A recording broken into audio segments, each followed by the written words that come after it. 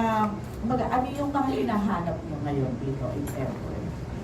I don't know kung meron pa kaming hinahanap or meron pa kaming nais maibigay sa mga tao na naniniwala sa sarili, hindi sa mayabang na parana, but those who know na meron silang talent pero wala silang avenue to express this. Now, with the workshops, at least, di ba, meron silang makikilalang iba't ibang grupo, and not just iba't ibang grupo, but professionals that will be there to assist, to help, to encourage, to teach, and to have workshops talaga. Kasi when you dance, it's not just a matter of coming up on stage tapos galaw-galaw sa tugtog. Kasi ang dami nang nakakagawa nun. There are elements and ingredients na kailangan ng isang dancer. Para sa ganon, talagang pag nakita ng tao, yung dating ay isang bagay na hindi malilimutan ng lahat ng mga nanonood.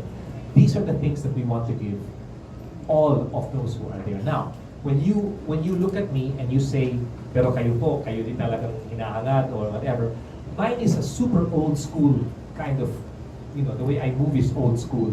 But what's nice about dance is that it doesn't matter if it's new school or old school. Basta may tugtog at tama yung galaw mo, makikita mo talaga yung mga nanonood na nag-enjoy din sila.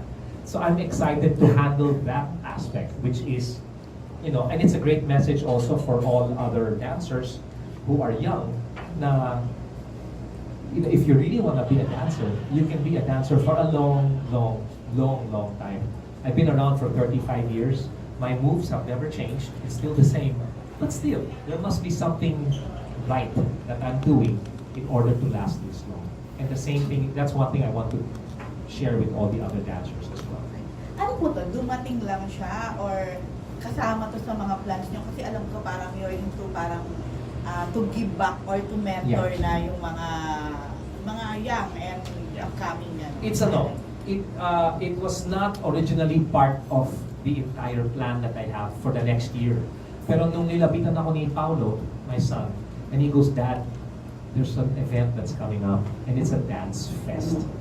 And when he said the word dance fest, yung pressure na, naku, ito na naman, sasayaw na naman ako, parang nawala yung pressure kasi hindi concert ko.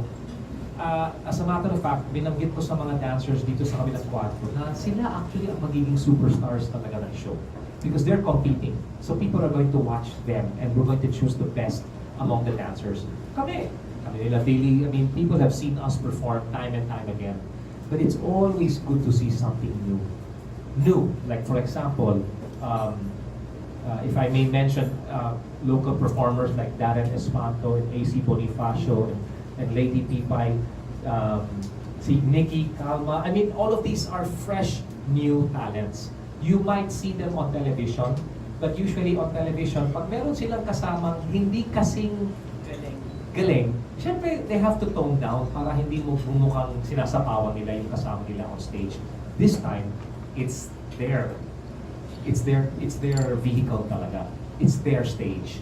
So I wish I could be around to watch every performer perform because alam ko magiging jaw-dropping ang mga performances ng bawat isa.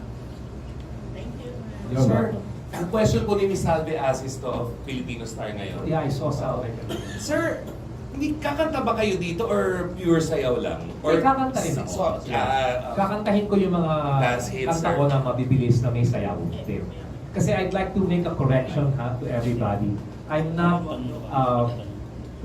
when I perform, I sing and then I dance. But notice that the word sing comes first because I'm a singer first. And then I'm a dancer. But I'm so thankful na yung mga dancers na yung nagbibigay buhay at kulay sa lahat ng mga concerts, ay sila naman ngayon ang nabibigyan ng importance and sila naman ngayon ang inilalagay dyan sa forefront. They are the stars of the show this time. And I want to be there. I want to support them. Because every concert that I have, minsan pagod na ako, but they're still there performing their hearts out. And I'm so happy na binanggit yung mga pangalan na from Mauban, Nilala, folk dancers. So you can see that it's all different genres of dance that are going to be featured here. Hindi lang yung mga nakikita natin on the music videos, but it's everything, even the ones we don't see. that we're going to try and complete the picture. Kumbaga sa rainbow, all the colors are going to be present in the world of dance for this particular dance fest evolt. Sir, bago magtanong po si Roldan Castro, Yes. editor of Abante Tonight, napakaganda ng opening number mo sa ASAP last week with Inigo Pascual and Darren Espanto. You cannot imagine kung... Taas ng energy mo dun, sir. Grabe. Eh, sino naman ang mga kasama ko doon, di ba? Yung mga kabataan, hindi pwede talaga magpakalata na medyo hingal na ako. No, but it was actually very simple. It was a very simple opening number. Pero sometimes the simpler the better. Yeah. You're just all moving at the same time, and the songs was exacto. So I enjoyed that. I'm looking forward to doing more of that. Galing, sir. Si Roldan po of Yes, Roldan. Abante Tonight. Pastor, meron ba kayo nakikita sa mga millennials ngayon na promising na pagdating sa sayawan? Two of them are already here. That's Darren Espanto and AC Bonifacio. Why do I say that? Because Darren is also a singer, and so is AC. So I can only mention it based on kung ano ang nakikita ko at kung ano na ang narinig ko. As a matter of fact, si Darren is nominated for Best Collaboration with Ann Curtis, diba? Yes, and yes. Block 9 for Nanay Tatay. It's one of the songs in Awit at Laro. And I was able to get all of them together. Ako nag-produce ng kanta, pero they're the ones who are nominated, and I'm so excited na nominated. It's nice to hear that a song that I worked on is nominated again. But I'm saying that now, with regard to Lady Pipay and Nikki Kalma, and even DJ Ace Ramos, I mean, these are really young performers that are moving up and are beginning to discover many things about themselves that they can later on expound in, you know, and extend. But with Darren kasi and AC, if you see AC dance, oh man, talagang mailagay mo siya sa kahit anong entablado, sa kahit anong sulok ng mundo.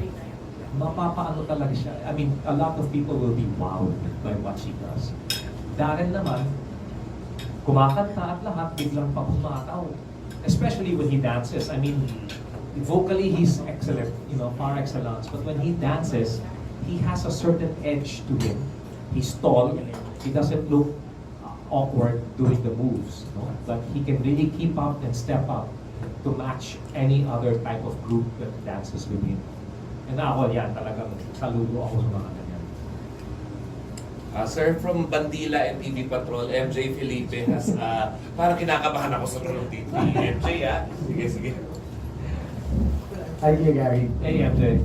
Two questions. First, update on your health. Are you 100% good to go when it comes to dancing? Yeah, right now, yes. I'm 100%. The doctor said go. You know, you can actually push yourself, Gary. It's fine. But on a personal standpoint, I feel that it's not just my health. It's also my age. So I have to be able to balance everything so that even after a show, or if I'm dancing with younger people, I don't look like I'm slowing down or what. That's one thing I cannot do, and I would never do. But yeah, I'm actually going to start preparing very soon for my big concert, which is happening next year. It's happening sometime April or March. That's the target. Pero ngayon pa lang, I want to start talking about it and working on it, Right. and seeing what we can come up with. 30th? 40th? 36. 36. Okay. One last question. The most pressing issue today, being a pillar in the industry, I just want to get your thoughts on what Jimmy Bondoc said and shared in Facebook regarding ABS. Oh, well, everybody's looking at me now. You know, Jimmy Bondoc is actually somebody that I work with in ABS-CBN for a show called Twist and Shout. Martin Rivera and myself were the ones hosting it. I don't know exactly why Jimmy would come out so boldly and to say such things, but something must have happened, something must have occurred for him to become that way, because that doesn't seem like the Jimmy I once knew. So, nakakabigla, no? And I knew it was going to create a lot of waves whether it's people in the industry or even people outside of the industry, and maybe even people who are far away, like OFWs, who stay in contact with their families because of what ABS-CBN has been able to give them. And I'll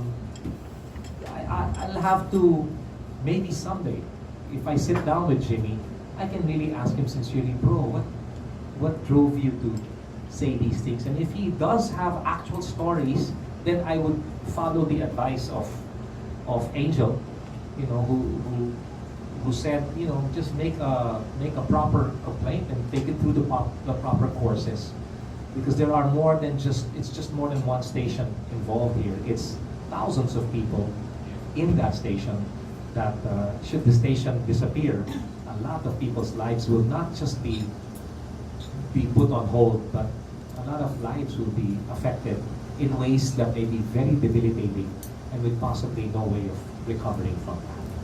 I mean, from someone who knew him, Work-wise and personal-wise, are you disappointed? There are reasons for everything, you know, why people say things, and for me, a person who speaks that way can only be driven so far. Maybe umabot na dun sa threshold niya at lumampas dun sa threshold niya, kaya nilabas niya yun. I have to be someone who needs to see both sides of the story before I can make a judgment call on it. I think that I've been blessed with a wonderful team, my wife, you know, and Genesis, and my family, that's always told me there are two sides to the coin. There's heads or tails. If it's just heads on both sides, then it's counterfeit. It's not a real story. But you have to hear both sides in order to find out why that happened. I'm saddened by what was said, but I still know he's a friend. I've worked with him, and I had fun working with him. There was a lot of laughter. Him, Isa, and there was one more judge. There were three of them, and then Martin and I were hosts, and we had a lot of laughter and fun getting together every week, you know, at one of the studios in ABS-CBN. So that's what I can say about him. thank you.